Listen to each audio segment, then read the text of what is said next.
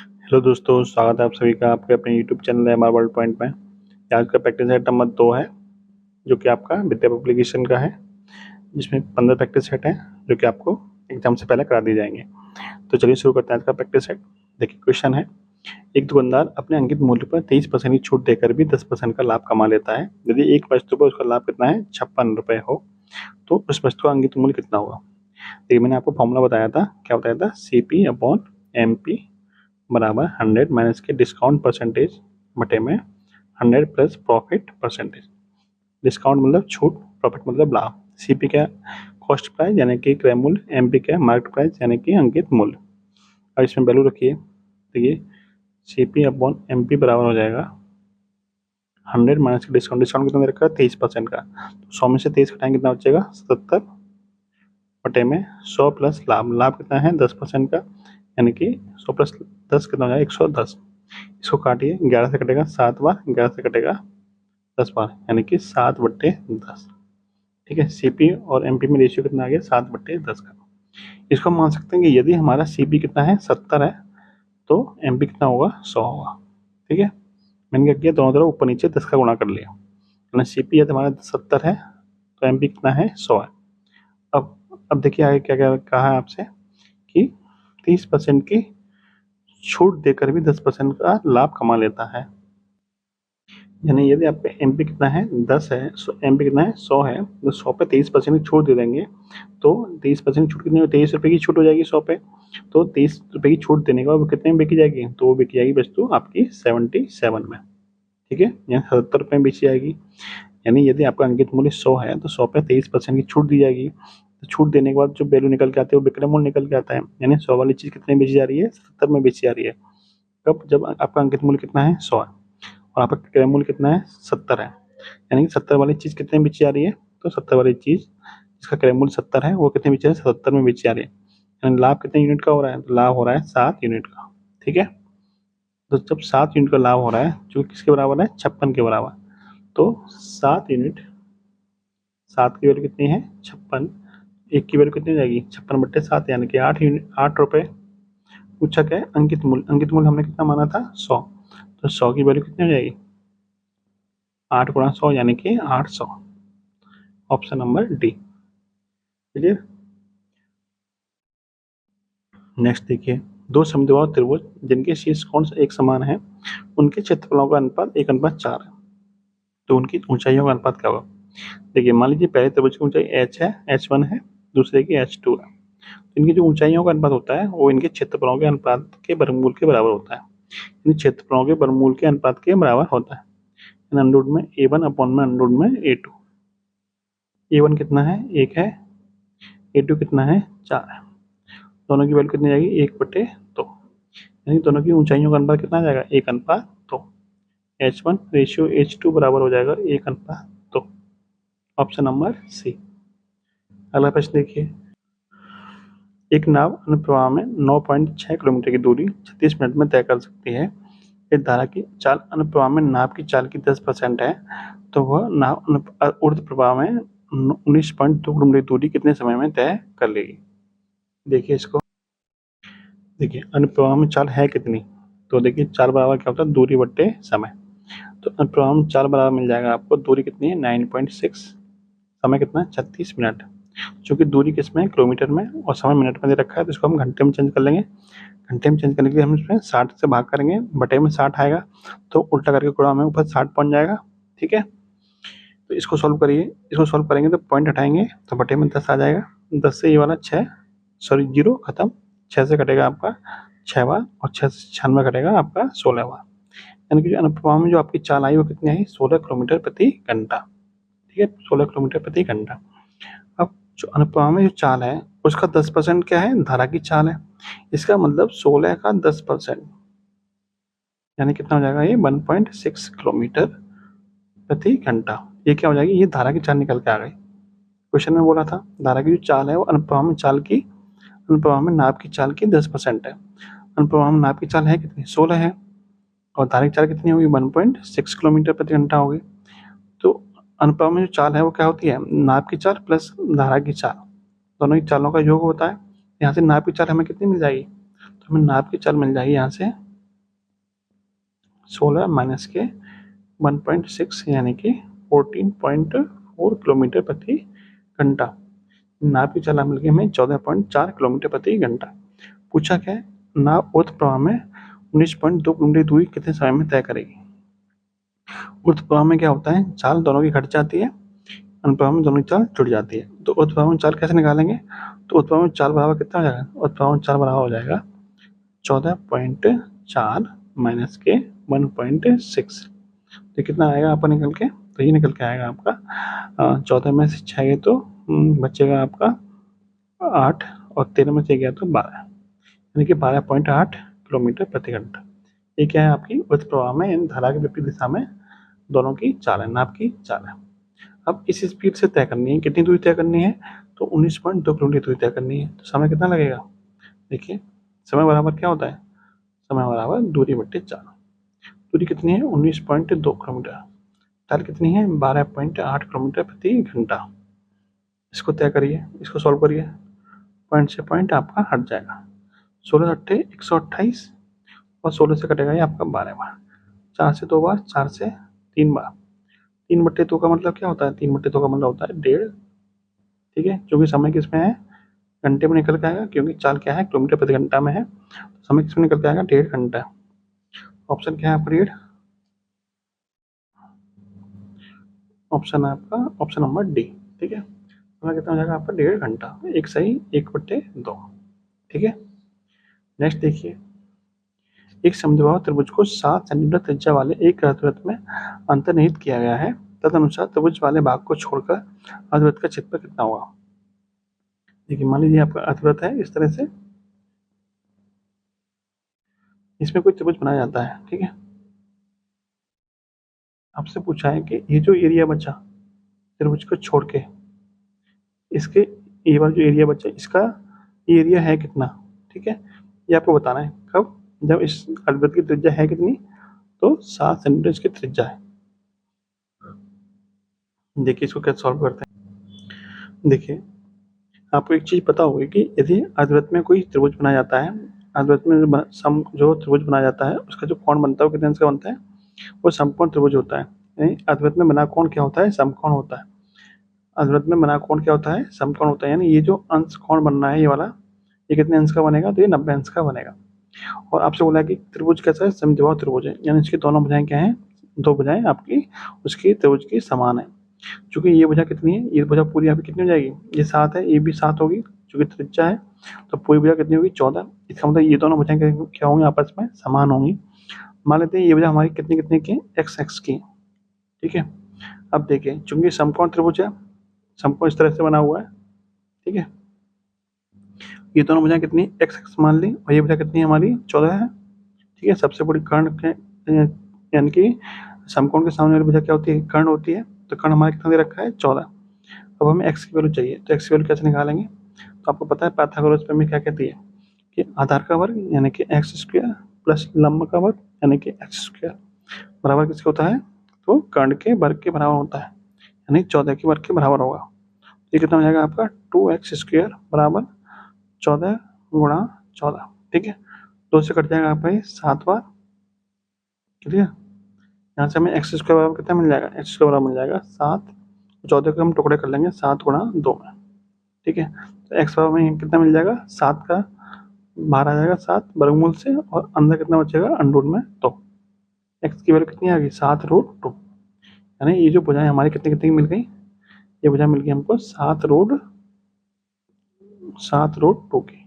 Clear, अब इस त्रिभुज का क्षेत्रफल कितना होगा, क्योंकि समकोण त्रिभुज है तो इसका क्षेत्रफल कितना निकल के आएगा, इसका क्षेत्रफल निकल के आएगा 1/2 आधा गुणा ऊंचाई। आधा कितना है 7√2, और उसकी ऊंचाई कितनी है, तो वो भी 7√2 ही है। क्लियर, आप इसको सॉल्व करिए 2 से, आपका क्या होगा, ये √2 का √2 में गुणा करेंगे, अभी रुक जाइए, 1/2 गुणा 7 गुणा ये वाला 7, और √2 का √2 में गुणा करेंगे कितना आएगा, 2 ही आएगा। इस वाले 2 से ये वाला 2 खत्म, कितना आ गया 749। यानी इस त्रिभुज का क्षेत्रफल कितना आ गया 49 आ गया। क्लियर, अब हमें क्या चाहिए, हमें चाहिए कि जो बचा क्षेत्रफल है वो उसकी वैल्यू चाहिए। इसकी वैल्यू कैसे निकलेगी, यदि हम अर्धवृत्त के क्षेत्रफल में से इस त्रिभुज का क्षेत्रफल घटा देंगे तो हमें शेष एरिया का क्षेत्रफल मिल जाएगा। ठीक है, देखिए अर्धवृत्त का क्षेत्रफल क्या होता है, तो अर्धवृत्त का क्षेत्रफल होता है, अर्धवृत्त का क्षेत्रफल बराबर होता है पाई आर स्क्वायर बट्टे में 2। आर की वैल्यू कितनी है, आर की वैल्यू 7 है, क्योंकि त्रिज्या कितनी है, त्रिज्या 7 है। देखिए पाई की वैल्यू कितनी होती है, 22/7, और आर की वैल्यू कितनी है, 7 गुणा 7 बटे में 2। 7 से 7 खत्म, 2 से कटेगा 11 बार, 11×7 = 77। इसका मतलब अर्धवृत्त का क्षेत्रफल कितना आ गया, 77, और त्रिभुज का क्षेत्रफल कितना है, 49। तो जो शेष एरिया बचा उसका क्षेत्रफल कितना बचेगा, तो 77 माइनस के 49 कितना हो जाएगा आपका, ये 28। यानी जो शेडेड एरिया है, यानी ये वाला जो एरिया बचा, इसका क्षेत्रफल कितना हो जाएगा, तो 28। Option number B. Clear. Next देखिए, यदि √3 की वैल्यू इतनी है तो 7 बटे में 3 + √3 का मान कितना होगा। देखिए कैसे निकालते हैं इसे। देखिए इसको हम लिख सकते हैं 7 बटे में 3 + √3 को हम लिख सकते हैं इसके सहयोग में, यानी कि इसका सहयोग में क्या हो जाएगा, 3 माइनस के √3 से हम क्या करेंगे, ऊपर नीचे गुणा कर देंगे। क्लियर।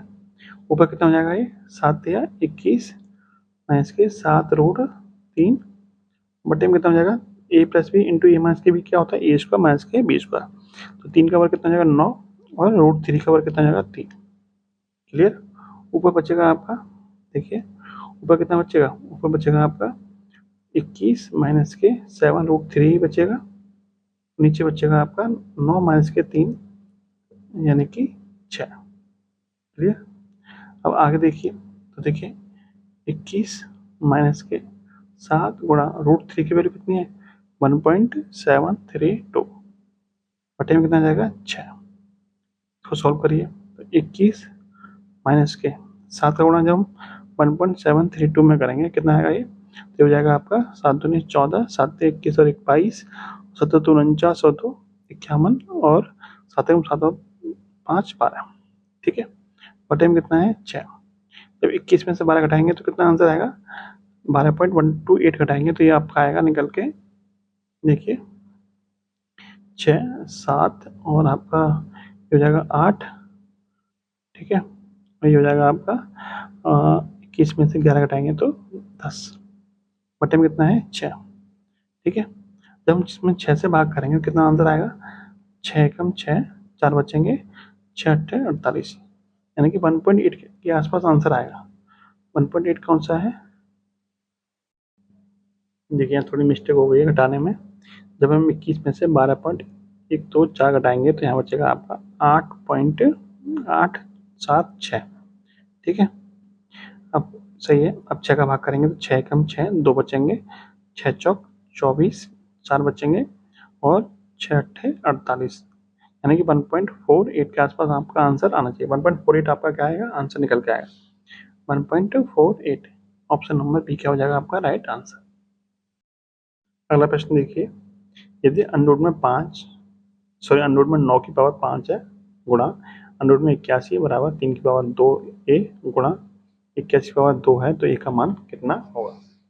देखिए इसको आपने नियम पढ़ा होगा, a की पावर m गुणा a की पावर n है तो दोनों की घातें क्या होती हैं, जुड़ जाती हैं। तो वही नियम आपको यहाँ लगाना है। देखिए लेकिन अंडर 9 का मान कितना होता है, 3 होता है, तो 3 का पावर यहाँ कितना बचेगा 5 बचेगा, गुणा अंडर 81 वैल्यू कितनी होती है 9 होती है, तो 9 को ले सकते हैं हम 3 की पावर 2 बराबर 3 की पावर कितना है यहाँ पे 2a। ठीक है, गुणा 81 की पावर कितनी है 2, 81 को हम ले सकते हैं 3 की पावर 4, उसकी पावर कितनी है 2। अब देखिए चूंकि a की पावर m गुणा a की पावर n बेस समान है तो घातें क्या होंगी, जुड़ जाएंगी। 3 की पावर कितना हो जाएगा 7 बराबर 3 की पावर कितना है यहाँ पे 2a गुणा 3 की पावर यहाँ पे कितना हो जाएगा, a की पावर m उसकी पावर क्या है n, तो दोनों घातों का क्या होता है आपस में गुणा हो जाता है। 3 की पावर कितना हो जाएगा 8। ठीक है, अब 3 की पावर 7 बराबर a की पावर m इंटू a की पावर n, यानी a की पावर m प्लस n, दोनों घातें क्या होंगी जुड़ जाएंगी। 3 की पावर कितना हो जाएगा 2a प्लस के 8। ठीक है, अब दोनों तरफ क्या है बेस समान है तो तुलना करने पर क्या होगा 7 बराबर हो जाएगा 2a प्लस के 8 इधर जाएगा तो 7 माइनस के 8 बराबर 2a, तो यहाँ कितना बचेगा माइनस के 1 बराबर 2a, ए बराबर कितना मिल जाएगा माइनस के 1/2। ए की वैल्यू कितनी आ गई माइनस के 1/2। Option number D. नेक्स्ट देखिए, ए बी सी का औसत वजन कितना है 45 किलोग्राम है। यदि ए और बी का औसत वजन 40 किलोग्राम हो, बी और सी का औसत वजन 43 किलोग्राम हो, तो बी का वजन कितना होगा। देखिए तीनों का औसत वजन कितना है 45 किलोग्राम, तो तीनों का योग कितना हो जाएगा, यानी ए प्लस बी प्लस सी कितना हो जाएगा 45 गुणा 3 यानी कि 135, क्योंकि योग बराबर क्या होता है औसत गुणा संख्या। संख्या कितनी है 3 लोग हैं, 45 गुणा 3 यानी 135। ए और बी का वजन कितना है औसत वजन 40, तो ए प्लस बी कितना हो जाएगा, दोनों का जो औसत 40 है तो योग कितना हो जाएगा 40 दूनी 80। ठीक है, यहाँ से आप सी की वैल्यू निकाल सकते हो। देखिए ए प्लस बी प्लस सी बराबर 135 है और ए प्लस बी बराबर 80 है, तो सी बराबर कितना होगा यहाँ से हटा देंगे तो देखिए ए से ये खत्म हो जाएगा, बी से बी खत्म, सी बराबर कितना मिल जाएगा 135 में से 80 घटाएंगे तो हो जाएगा आपका 55। सी की वैल्यू कितनी आ गई आपको 55। अब बी और सी का औसत वजन कितना है 43, यानी कि बी प्लस सी बराबर 43 है, सॉरी बी प्लस सी का औसत वजन कितना है 43, तो योग कितना हो जाएगा 86, 43 दूनी 86। इसमें सी की वैल्यू कितनी है 55, तो बी की वैल्यू कितनी निकल के आ जाएगी 86 माइनस के 55 बराबर 31। पूछा क्या है आपको बी का वजन ही पूछा है, तो बी का वजन कितना निकल के आ गया 31, ऑप्शन नंबर सी। नेक्स्ट देखिए, 5 क्रमांक धनात्मक पूर्णांकों का औसत n है, यदि अगले 2 पूर्णांक भी शामिल कर लिए जाएं तो इन सभी पूर्णांकों का औसत क्या होगा। देखिए ये क्वेश्चन आपका MTS में पूछा गया है और मैंने आपको वीडियो बना के डाली है MTS की, तो उसमें मैंने आपको समझाया इसको डिटेल में। देखिए क्या होता है कि जब भी आप किसी क्रमांक संख्या में एक को जोड़ते हैं, जैसे मान लीजिए आपकी 3 क्रमांक संख्या है आपकी ये, ठीक है, जैसे आपने नई कोई क्रमांक संख्या जोड़ी, मतलब अगली कोई क्रमांक संख्या जोड़ी, तो औसत में 0.5 की वृद्धि हो जाती है। ठीक है, अब ध्यान रखिएगा कि जब भी 3 संख्या हो और चौथी संख्या कोई जोड़ी जाए, 3 संख्या है यहाँ पे मतलब कोई भी कितनी भी संख्या हो, क्रमांक संख्या होनी चाहिए, जब भी उसमें कोई नई संख्या जोड़ी जाती है तो औसत में कितनी वृद्धि होती है 0.5 की, और जब अगली 2 संख्याएं जोड़ी जाएंगी तो 0.5 की वृद्धि फिर से हो जाएगी। ठीक है, तो कुल मिला के 2 संख्याओं को जोड़ने में वृद्धि कितनी की हुई 0.5 प्लस 0.5 यानी कि 1 की वृद्धि हो जाती है। इन 2 संख्याओं को जोड़ने पर, कौन सी 2 संख्याएं क्रमांक संख्या होनी चाहिए, ठीक है, क्रमांक 2 संख्याओं को जोड़ने पर कितने की वृद्धि होगी, तो 1 की वृद्धि हो जाएगी औसत में। ठीक है, यानी औसत 1 से बढ़ जाएगा। क्लियर, ये आप ध्यान रखिएगा। ठीक है, इस मान लीजिए 3 की वृद्धि होती तो 1.5 बढ़ता, 4 की वृद्धि पे 2 बढ़ता। अगला प्रश्न देखते हैं, एक कक्षा, यदि एक कक्षा से एक 30 किलोग्राम भार वाला छात्र चला जाए और एक नया छात्र आ जाए तो कक्षा में 20 छात्रों का औसत 0.75 किलोग्राम अधिक हो जाएगा। नए छात्र का भार ज्ञात कीजिए। देखिए जो भी छात्र नया आया है वो 30 किलोग्राम का तो होगा ही होगा। क्यों होगा, क्योंकि भार में क्या है वृद्धि हो रही है, इसका मतलब जितना औसत है उतना तो वो लाया ही होगा, उससे कम तो लाएगा ही नहीं। कम लाएगा तो फिर औसत में क्या होगी, कमी होगी, तो 30 किलोग्राम तो वो लाया ही होगा। उसके अलावा कितना एक्स्ट्रा लेके आया है, जिससे कि सबके हिस्से में कितना कितना पड़ रहा है 0.75 एक्स्ट्रा पड़ रहा है, यानी 20 लोगों के हिस्से में 0.75 एक्स्ट्रा पड़ रहा है। तो कुल मिलाकर उसका वजन कितना हो गया 30 प्लस 20 का गुणा जब 0.75 में करेंगे कितना आएगा 30 प्लस 15, कितना हो जाएगा 30 प्लस 15, ये हो जाएगा आपका 45, यानी जो नया छात्र आया वो कितने किलोग्राम का है, तो 45 kg का है, ऑप्शन नंबर सी। ठीक है, नेक्स्ट देखिए, ए किसी कार्य को 2 दिन में करता है, बी 3 दिन में करता है। सी की सहायता से उन्होंने मिलकर कार्य को 1 दिन में पूरा कर लिया, तो सी अकेले उस कार्य को कितने दिन में खत्म कर देगा। ठीक है, देखिए ए कर रहा है 2 दिन में, बी कर रहा है 3 दिन में, कुल मिला काम कितना हो गया 2 और 3 का एलसीएम 6 दिन, 6 यूनिट, एंड टोटल काम कितना है 6 यूनिट काम है। इसको ए 2 दिन में कर देता है, इसका मतलब 1 दिन में कितना काम करता होगा ए, 1 दिन में ए करता होगा 3 काम। ठीक है, बी 1 दिन में 3 दिन में पूरा 6 काम कर देता है, तो 1 दिन में कितना काम करता होगा 2 काम करता होगा। इसका मतलब ए और बी दोनों मिलकर 1 दिन में कितना काम करते होंगे, तो 5 काम करते होंगे, 3 और 2 5। अब सी के आने से क्या होता है, सी के आने से काम 1 दिन में खत्म हो जाता है, सी के आने से काम 1 दिन में खत्म हो जाता है। 1 दिन में खत्म होने का मतलब क्या है कि 1 दिन में काम टोटल काम कितना था, 6 काम था और एक दिन में ही खत्म हो गया। इसका मतलब एक दिन में कुल काम कितना हुआ होगा, तो एक दिन में कुल काम 6 यूनिट ही हुआ होगा, तभी तो खत्म हो गया होगा। और 6 यूनिट में से ए और बी ने कितना काम किया, ए और बी ने एक दिन में काम किया 5। इसका मतलब सी ने कितना काम किया होगा एक दिन में, एक दिन में सी ने काम किया है 1 यूनिट। तो पूरा काम करने में सी को कितना समय लगेगा, पूरा काम कितना है 6 यूनिट है, और सी एक दिन में कितना काम कर रहा है, 1 यूनिट काम कर रहा है। तो 6/1 यानी कि 6 दिन। ठीक है, ऑप्शन नंबर सी। क्लियर। अगला प्रश्न देखिए, ए और बी मिलकर एक कार्य को 30 दिन में पूरा कर सकते हैं। उन्होंने 20 दिन कार्य किया, तब बी ने कार्य करना छोड़ दिया। शेष कार्य ए ने अकेले 20 दिन में पूरा किया, तो ए अकेले उस कार्य को दिन में पूरा करेगा। देखिए देखिए मान लेते हैं कि जो 30 है और जो 20 दिन का है, 30 और 20 दिन का एलसीएम कितना हो गया 60। ठीक है, यानी ए और बी मिलकर कितने दिन में काम खत्म कर रहे हैं, तो ये कर रहे हैं आपके 30 दिन में। 30 दिन में कितना काम कर रहे हैं, तो 30 दिन में कर रहे हैं 60 काम। इसका मतलब एक दिन में कितना काम कर रहे होंगे, ये 2 यूनिट काम कर रहे होंगे पर डे। तभी तो 30 दिन में 60 काम हो जाएगा। अब दोनों ने कितने दिन काम किया, 20 दिन काम किया। 20 दिन काम किया, एक दिन में 2 काम कर रहे हैं, तो 20 दिन में कितना काम कर दिया होगा उन्होंने, 40 काम कर दिया होगा। ठीक है, तो काम कितना बचा, 60 काम था, 20 काम हो चुका, काम कितना बचा, 20 काम बचा। 60 काम था और 20 दिन में 40 काम हो गया, तो काम कितना बचा, 20 यूनिट काम बच गया। इस काम को किसने किया होगा, क्योंकि 20 दिन के बाद में बी ने तो काम छोड़ दिया और इस कार्य को ए ने अकेले 20 दिन में पूरा किया।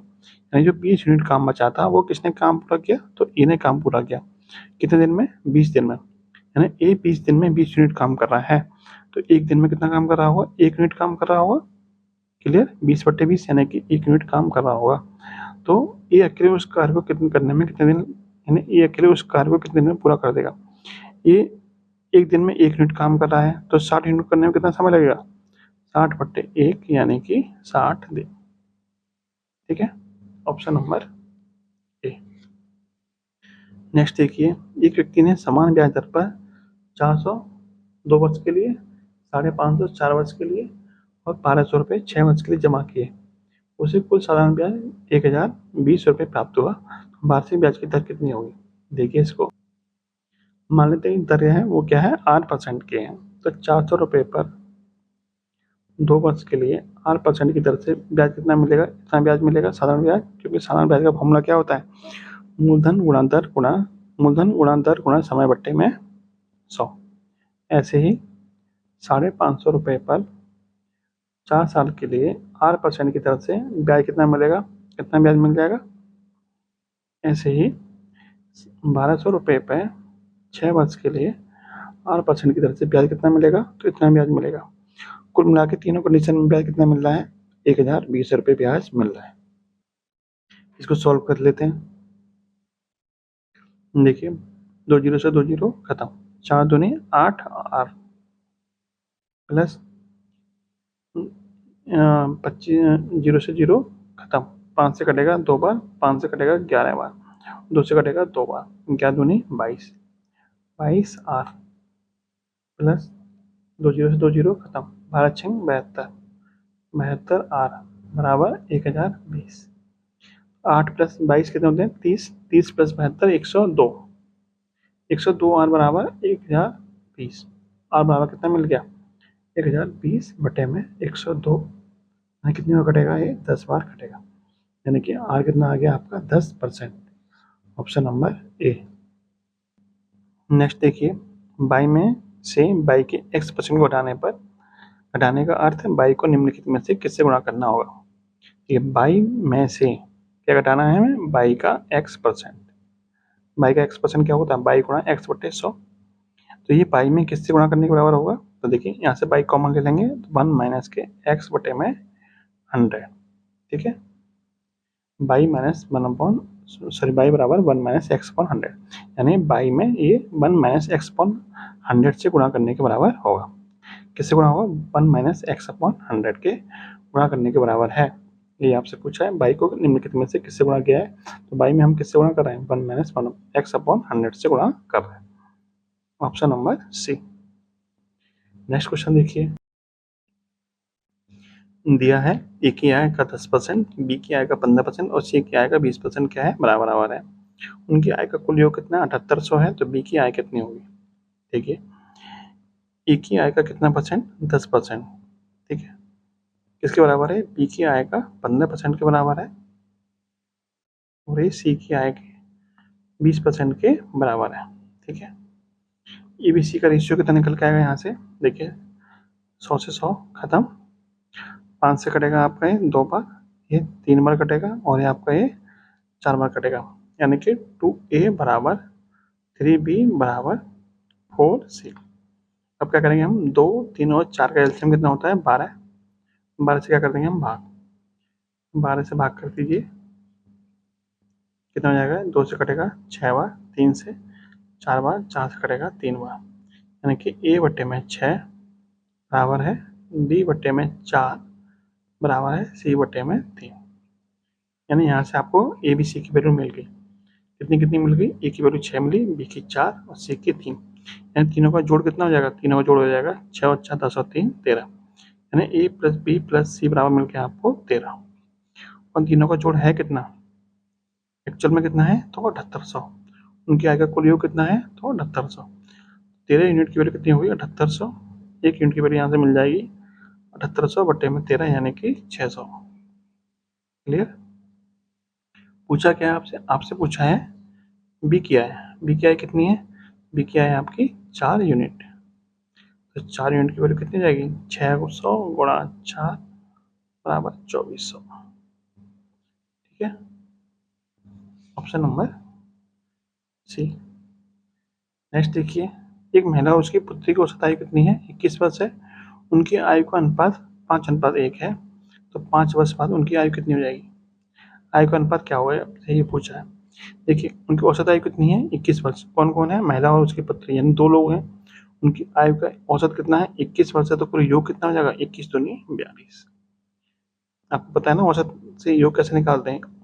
योग बराबर क्या होता है? औसत गुणा संख्या। संख्या कितनी है यहाँ पे? 2, महिला और उसकी पुत्री। तो 21 गुणा 2 कितना हो जाएगा? 42। यानी कि दोनों की आयु का योग कितना हो गया? 42। ठीक है, अनुपात में कितना दे रखा है? 5:1। कुल मिला के योग कितना हो गया? 5 और 1 6। तो 6 यूनिट की वैल्यू कितनी है? 42। एक की वैल्यू यहाँ से कितनी मिल जाएगी? 42 बटे 6 यानी कि 7। यानी कि जो पुत्री है वो कितने साल की है? 7 साल की। और जो महिला है वो कितनी जाएगी? 7 पंजे 35, 35 साल की। ठीक है, 5 वर्ष बाद उनकी आयु का अनुपात पूछा है, तो 5 वर्ष के बाद में महिला कितनी हो जाएगी? 40 की, और पुत्री कितनी हो जाएगी? 12 5 सॉरी 5 और 7 12। क्लियर? क्योंकि वर्तमान में पुत्री कितनी की? 7 साल की, महिला कितनी? 35 साल की। तो 5 साल के बाद महिला 40 की हो जाएगी और ये 12 साल की हो जाएगी। अनुपात निकाल लीजिए, 4 से कटेगा 3 बार, 4 से कटेगा 10 बार, अनुपात कितना आ गया? 10:3। Option number A. Next question देखिए, 11 संख्या का औसत 36 है, इनमें जबकि इनमें से 9 संख्या का औसत कितना है? 34 है। यदि शेष 2 संख्या का अनुपात 2:3 है, तो लघुत्तम संख्या का मान बताइए। ठीक है, देखिए 11 संख्या का औसत कितना है? 11 संख्या का औसत है 36, तो इनका योग कितना हो जाएगा? 36 गुणा 11 यानी कि 693 यानी 396। ठीक है, 11 गुणा 36 में करेंगे कितना आएगा? 396। 9 संख्या का औसत कितना है? 34। कितना है? 34। तो इनका योग कितना हो जाएगा? 316 सॉरी 304 हो 306 होगा। यानी शेष 2 संख्या का योग कितना बचा? तो शेष 2 संख्या का योग हो गया आपका 90। यानी तो 2 संख्या जो बची थी उनका योग कितना हो गया? 90। अब ये योग 90 है, वो संख्या किस अनुपात में है? 2:3। 2:3 में है, इनका योग कितना हो गया? 2 3 5। 5 की वैल्यू कितनी दे रखी है आपको? 90। 5 यूनिट की वैल्यू आपको निकल के आ गई 90। तो यहाँ से 1 यूनिट की वैल्यू कितनी मिल जाएगी आपको? 90 बट्टे 5 यानी कि 18। 1 यूनिट की वैल्यू 18 है, तो 2 की वैल्यू कितनी हो जाएगी? 18 दूनी 36। पूछा गया आपसे छोटी वाली संख्या। छोटी संख्या कौन सी इसमें? 2 वाली। 2 की वैल्यू कितनी निकल के आ गई? 36। Option number D. नेक्स्ट देखिए, 3401 में कौन सी न्यूनतम संख्या घटाई जाए जिससे कि प्राप्त संख्या 11 से पूर्णतः विभाजित हो जाए? ये संख्या कितनी दे रखी है? 3401। चूंकि इसमें क्या पूछा है? निम्न में कौन संख्या घटाई जाए जिससे कि 11 से पूर्णतः विभाजित हो जाए? तो 11 से विभाजित का नियम क्या होता है कि सम स्थान वाले अंकों का योग और विषम स्थान वाले अंकों का योग, दोनों का जो डिफरेंस होता है वो या तो 0 होना चाहिए या फिर 11 से कटना चाहिए। तो देखिए 1 और 4 कितना हो गया 5, 3 और 0 कितना हो गया 3, यानी कि 5 माइनस के 3 कितना हो गया 2, जबकि हमें डिफरेंस कितना चाहिए 0 चाहिए। इसका मतलब हम इसमें से कितना घटा दें 2 घटा दें, 2 घटा देंगे तो हमारा कितना बन जाएगा, 2 घटाने पर हमारा क्या मिल जाएगा, हमें एक संख्या 11 से विभाजित हो जाएगी। यानी जो शेषफल बचता है हम उसको ही क्या कर देंगे घटा देंगे, तो हमारा संख्या हमारी क्या हो जाएगी 11 से विभाजित हो जाएगी। ठीक है, जैसे आपकी संख्या कितनी है 3401 है, इसमें से हम जब 2 घटा देंगे तब बन जाएगा ये आपका 3399 बन जाएगा, जो कि हमारा 11 से क्या है विभाजित है। ठीक है, अगला देखिए उन दो क्रमागत सम संख्याओं का योग क्या है, क्या होगा जिनके वर्गों का अंतर कितना है 84 है। मान ली दो संख्या हमारी ए और बी है, तो उनके वर्गों का अंतर कितना है, ए स्क्वायर माइनस के बी स्क्वायर बराबर दे रखा है 84। ए स्क्वायर माइनस के बी स्क्वायर बराबर क्या होता है, ये होता है आपका ए प्लस बी इंटू ए माइनस के बी, इसके बराबर दे रखा है आपका 84 के बराबर।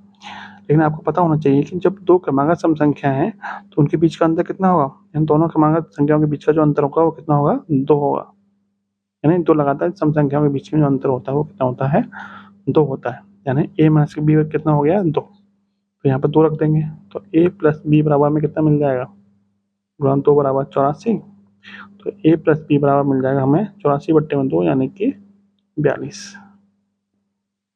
ठीक है, ऑप्शन नंबर सी। अगला क्वेश्चन देखिए, क्वेश्चन है यदि किसी भिन्न के हर में एक जोड़ दिया जाए तो वह 1/2 हो जाती है, यदि उसके अंश में एक जोड़ दिया जाए तो वह 1 हो जाती है। भिन्न के अंश और हर का गुणनफल बताइए। देखिए मान लेते हैं जो हमारी भिन्न है वो क्या है, हमारी x/y है। यदि किसी भिन्न के हर में एक जोड़ते हैं, यदि हम इसमें एक जोड़ते हैं तो हमें भिन्न कितनी मिल जाती है 1/2। यहाँ से हमें x की वैल्यू कितनी मिल जाएगी, x की वैल्यू मिल जाएगी हमें यहाँ से x बराबर हो जाएगा y प्लस 1/2। क्लियर, दूसरी कंडीशन क्या कराए, जब उसके अंश में एक जोड़ते हैं तो वह 1 हो जाती है, यानी कि x प्लस 1। ठीक है, जब हम इसमें एक जोड़ देते हैं तो हमें कितना मिलता है 1 मिलता है। यहाँ से हमें बाई की वैल्यू कितनी मिल गई, बाई बराबर मिल जाएगा, यहाँ से बाई की गुणा इसमें 1 में होगा, बाई बराबर मिल जाएगा हमें x प्लस 1, जबकि x की वैल्यू है कितनी, पहले कितनी निकल के आई थी बाई प्लस 1/2। इसमें रख देंगे हम x के पर कितना रख देंगे by plus 1/2, by plus 1/2 plus का 1। इसको सॉल्व करेंगे कितना आएगा, ये 2 एकम 2, ये हो जाएगा आपका बाई प्लस 1 प्लस 2/2, और इधर क्या है आपका बाई ही। सॉल्व करिए इसको, तो देखिए 2 बाई इधर हो जाएगा 2 बाई बराबर बाई प्लस का 1 और 2 3, बाई इधर जाएगा तो बाई बचेगा, तो बाई बराबर कितना मिल जाएगा हमको यहाँ से 3। बाई बराबर जब हम 3 मिल गया तो इसकी वैल्यू हम कहाँ रख देंगे यहाँ पे, तो कितना हो जाएगा 3 प्लस 1/2 यानी कि 4/2 यानी कि 2। तो एक्स की वैल्यू हमें कितनी मिल गई 2, और बाई की वैल्यू कितनी मिल गई हमको 3।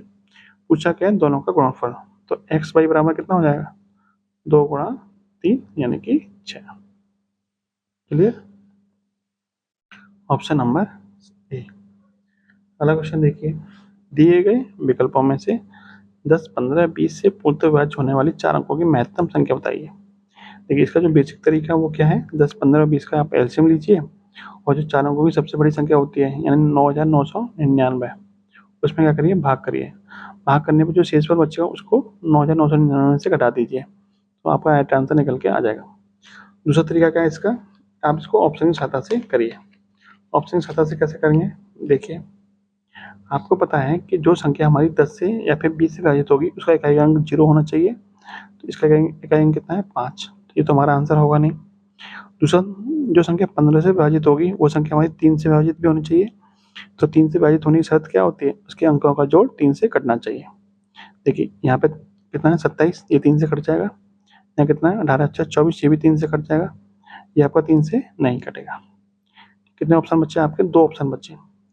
अब जो संख्या 20 से विभाजित होगी वो 4 से विभाजित भी होगी, क्योंकि 20 का एक फैक्टर होता है 4, तो 4 से विभाजित होने की शर्त क्या होती है, अंत के 2 अंक 4 से कटने चाहिए, जबकि 90 क्या होता है 90 4 से नहीं कटता है, तो ये हमारी संख्या नहीं हो सकती। एक ही ऑप्शन बचा जो कि आपका राइट आंसर होगा।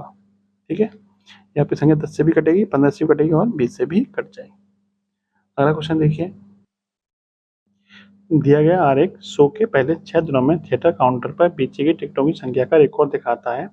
कितने दिन बेची गई टिकटों की संख्या पिछले दिन बेची गई टिकटों से कम थी।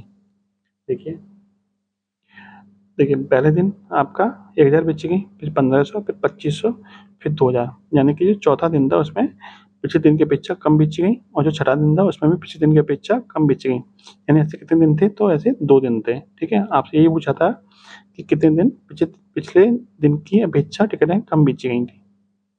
ऐसे कितने दिन है, तो ऐसे 2 दिन है। ठीक है, यानी कि ऑप्शन नंबर आपका सी सही है। क्लियर। अंतिम क्वेश्चन देखिए आज का, नीचे दी गई सारणी के आधार पर ज्ञात कीजिए अप्रैल एवं मई माह में कितनी कारें निर्मित हुई।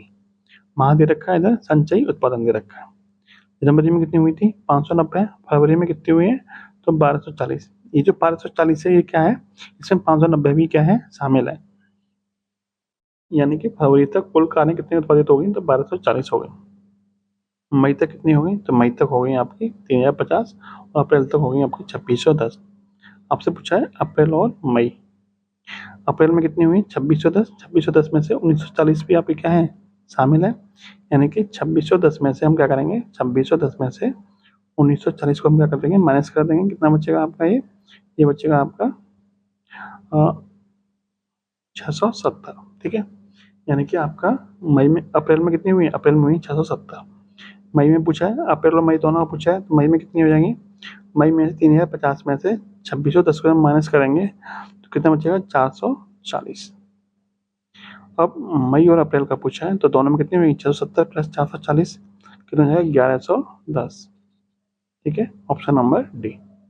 ये था आज का प्रैक्टिस है। वीडियो आपको कैसी लगी कमेंट बॉक्स में जरूर बताइएगा। जय हिंद, जय भारत।